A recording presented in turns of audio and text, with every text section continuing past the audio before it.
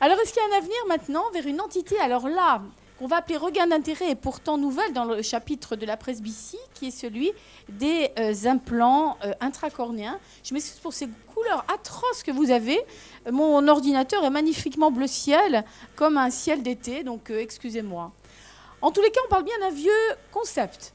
Vieux concept parce que si je vous parle d'épi, kérato, faki, alors là, je ne parle pas à la jeunesse, mais à ceux qui ont connu il y a 15-20 ans ce concept qui consistait à découper la cornée et à mettre sous ce volet mécaniquement réalisé un lenticule.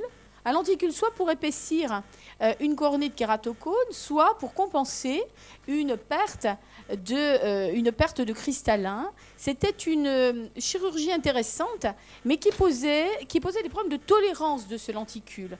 Dépôt, berge, invasion épithéliale, fonte cornéenne de voisinage. Et puis on a fait venir d'autres domaines de biomatériaux qui ont permis de redonner un goût et un intérêt pour cette stratégie d'implantation au sein de la cornée. On est d'accord, on parle de chirurgie additive puisqu'on glisse un truc dans la cornée, donc potentiellement ajustable, potentiellement réversible, pouvant être combiné, ça c'est l'idéal, de combiner cette stratégie qui va être dessinée pour la presbytie avec pourquoi pas un LASIK, un implant intraoculaire, et ne venir là que donner l'indépendance lunette de près. Donc on est dans ce champ des chirurgies réfractives de la correction de la presbytie, mais avec un caractère moins invasif, bien sûr, et surtout plus réversible comparé à la photoablation, par exemple. Donc grâce aux nouveaux polymères, mais surtout grâce aux nouveaux dessins qui ont permis de réfléchir, vous allez voir comment à réaliser cette compensation de la perte d'accommodation, eh bien on a fait naître cette stratégie d'inlay pour la presbytie. Donc on parle d'un système LASIK, puisqu'on réalise un volet, on va aller glisser un truc sous le volet. Ce volet, il est réalisé obligatoirement parce qu'il faut qu'il soit extrêmement prédictible au femtoseconde pour vous garantir d'une épaisseur contrôlée. Le candidat de choix jusqu'alors, c'était les métropes, c'est-à-dire ce patient qui en général est souvent un chouïa hypermétrope, quand vous le dilatez et que vous le scrutez un peu mieux dans sa réfraction. Il va de 45 à 55 ans de règle et pour lui, eh bien, on va avoir à hésiter entre le laser cornéen décrit fabuleusement bien par Cathy sous la forme du presby-LASIK, alors intracorps autrefois, remplacé dans sa version laser eximeur par le supracorps, et on a parlé de cette micro-monovision avancée. Cathy a utilisé, j'ai bien retenu le mot de compromis et d'irréversibilité, et la notion d'un respect mieux garanti que les LASIK multifocaux d'autrefois de qualité de vision. On pourrait éventuellement également discuter dans ce registre d'extraction du cristallin clair. Ce n'est pas une option que je retiens. Et demain, avec ce qu'on est en train de réaliser avec la Haute Autorité de Santé, ce n'est pas ce qu'elle va vous recommander. Je peux vous le garantir par avance. Donc, on va rechercher une méthode alternative qui soit au minimum de l'invasion pour la cornée et au maximum de la réversibilité. Et c'est ainsi que sont nés ces inlays pour lesquels, d'entrée de jeu, nous avons quelques questions fondamentales qui vont reposer, comme la vigilance sur les implants FAC de tout à l'heure, sur un suivi au long cours. On a besoin de savoir comment cette cornée qui a détesté les inlays d'autrefois va aimer ces nouveaux biomatériaux, en termes de stabilité également, et bien sûr, a fortiori, en termes de centrage qui va conditionner le résultat pour l'essentiel des concepts.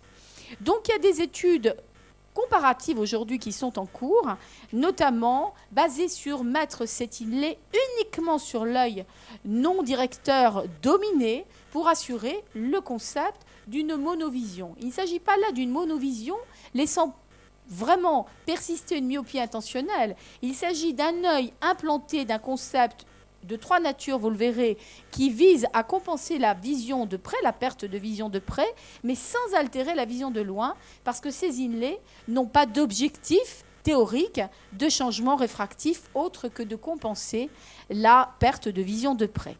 Mais il y a aussi des études d'évaluation binoculaire en cours. Alors les voilà, les inlays cornéens. Ils ont donc de trois concepts que nous allons ensemble faire rapidement défiler. Ils s'adressent à l'hémétropie, mais et sur l'œil dominé. Demain, ils seront peut-être implantés en bilatéral, si les résultats se confirment, et dès maintenant, en combiné avec des chirurgies réfractives des amétropies qui peuvent s'associer à la presbytie à compenser. Il y a le système du trou sténopéique qui portera le nom de Camera AcuFocus. C'est Abbott qui va vous le distribuer. Le FlexiView Presbia bifocal diffractif dessiné par Ioannis Palikaris. Et puis le View Plus qui aujourd'hui est devenu le Raindrop qui est distribué par Revision Optique qui lui réalise un remodelage cornéen alors que celui du milieu vous procure un lenticule bifocal que vous allez mettre donc sous le volet. L'intérêt aujourd'hui et les grandes questions posées, c'est l'allègement et la codification des manipulations pour que ce soit super, bien centré d'emblée, pour que ce soit préchargé, libération contrôlée, pour qu'on manage bien l'interface. La question aussi posée de demain, je vous l'ai déjà évoquée, c'est l'implantation bilatérale. Pour l'instant, moi, je le déconseillerais parce que de règle, l'œil qui reçoit le petit inné, quel que soit le modèle, perd un petit peu de loin. C'est le prix à payer pour qu'il gagne de près. Couplé à la correction d'une amétropie, ça, c'est une réalité actuelle. Et à anticiper pour la correction du LASIK, alors là, va se poser la question de à quelle profondeur se situe le volet de chacun d'eux. Premier modèle, ce diaphragme, qui est donc le Camera, qui va bosser sous un volet de 200 microns. Vous voyez, 200 microns, c'est un peu profond pour un LASIK, ce qui fait qu'aujourd'hui, les utilisateurs vont vous mettre l'inlay à 200 microns, plus sous un volet, mais sous une poche, et vont réaliser un volet par-dessus pour traiter la métropie combinée. C'est une espèce de néopupille avec le problème cosmétique qui peut se poser, notamment les jolis yeux bleus qui se retrouvent avec un trou sténopéique en boîte de nuit et une mydriase de l'autre côté. C'est des commentaires qui reviennent et qui font partie des critères à prendre en considération.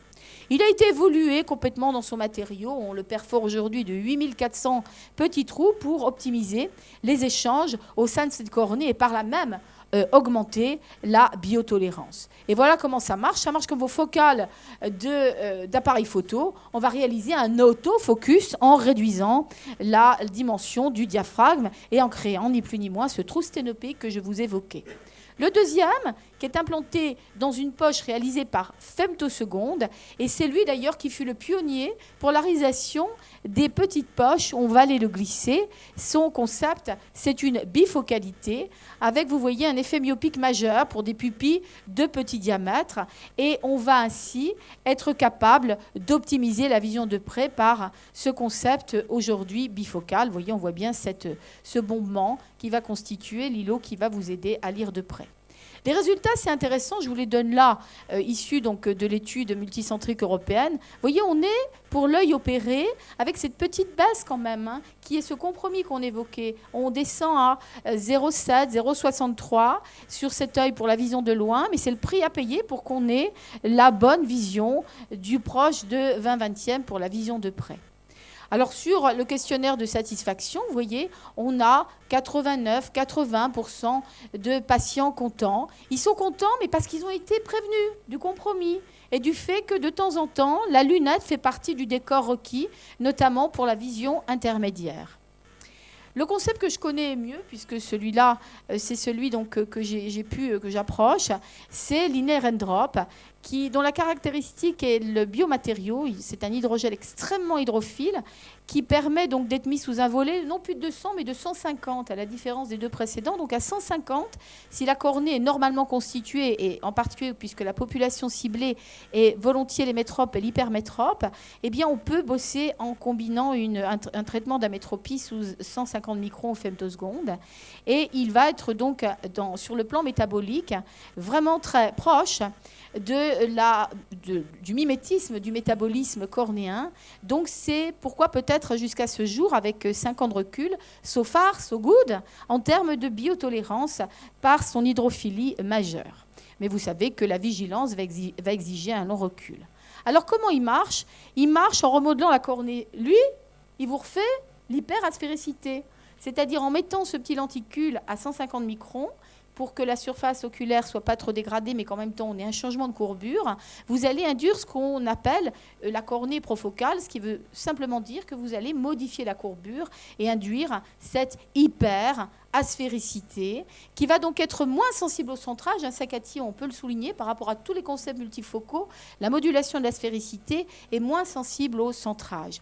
Et on va ainsi être capable, vous voyez, d'observer ces capacités de redonner de façon graduée le passage de la vision de loin en périphérie, normale courbure, à la vision de près aux courbures modulées. Donc on a ce changement cornéen antérieur qui a été induit par l'existence de cet inlay.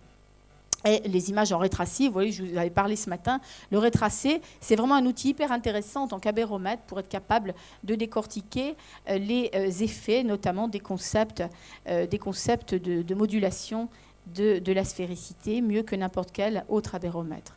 Donc vous voyez une puissance d'addition qui apparaît fonction du rayon du centre de la pupille. Vous voyez, quand on la pupille, vous voyez que la pupille jusqu'à 4 mm va vous donner cette capacité d'optimiser la vision jusqu'à une puissance de 3 dioptries. Donc ça veut dire que de manière consistante, on a la possibilité de voir de près, puisque vous voyez que cette gamme de puissance de près s'étend jusqu'à une pupille de 4-5 mm. Donc il y a, je dirais, une dimension de la répartition pour la performance qui permet quand même de travailler sous différentes conditions de vie. Hop.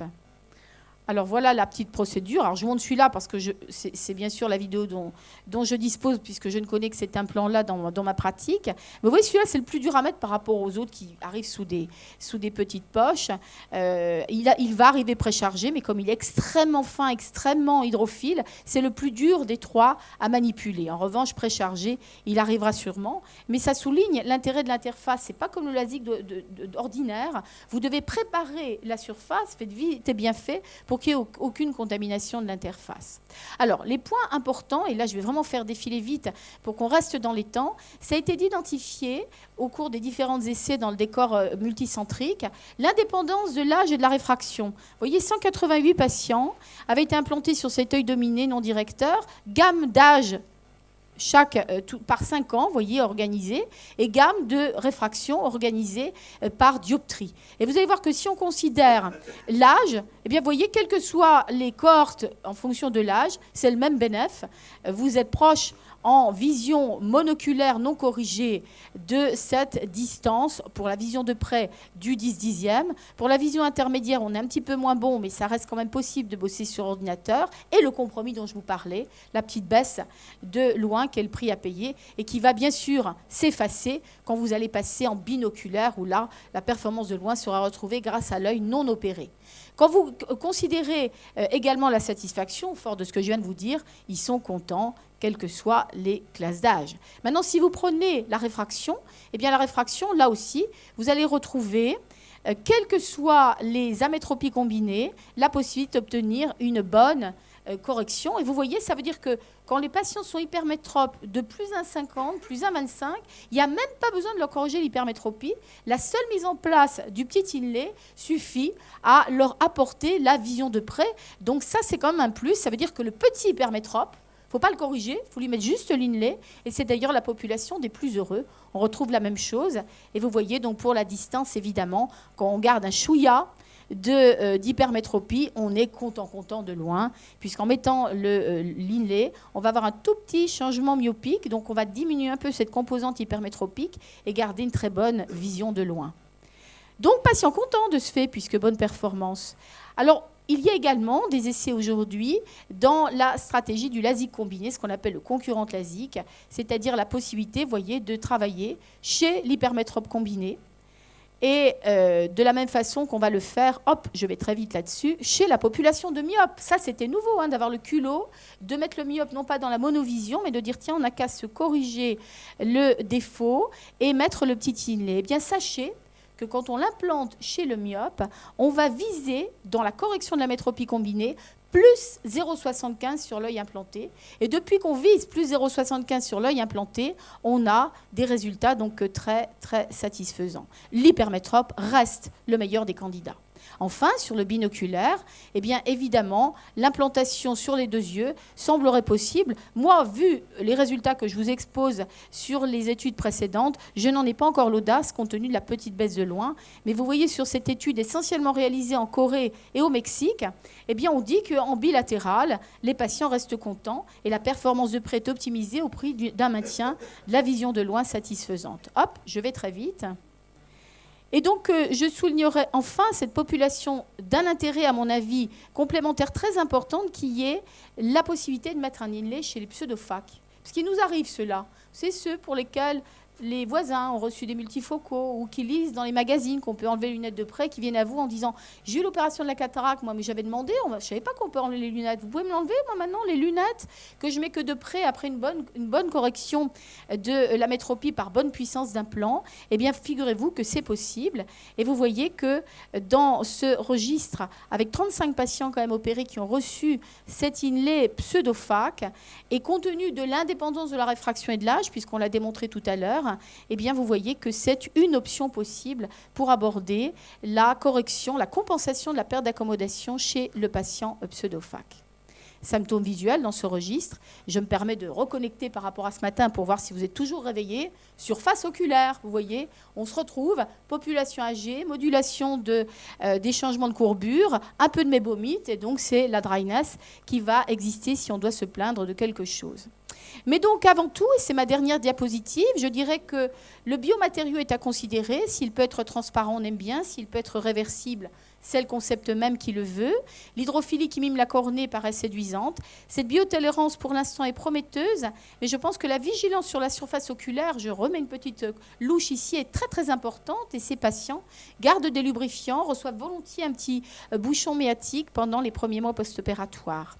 Donc, pour l'instant, cette notion d'ouverture vers la stratégie combinée et la compensation de la pseudophakie correspond sûrement à une possibilité de perspective d'extension des indications pour demain. Merci beaucoup pour votre attention. Et la prochaine fois, c'est en mai que le rendez-vous aura lieu. Et vous voyez que la Saphir 2015 gardera les couleurs joyeuses du printemps. Et rappelez-vous, la jeunesse, c'est gratuit pour vous, gratuit pour les soumissions. Bienvenue, d'ailleurs, les soumissions qui sont dans les mêmes deadlines que la SFO, c'est-à-dire au 1er décembre. Vous serez les bienvenus. D'ailleurs, il y a des récompenses pour la jeunesse motivée pour la réfractive. Et n'oubliez pas que la gratuité, quand même, permet que vous pouvez luxueusement rentrer-sortir, surfer la rétine, le glaucome, la chirurgie réfractive et devenir des magnifiques ophtalmologistes des temps modernes. Merci par avance pour vous y retrouver là-bas. Voilà.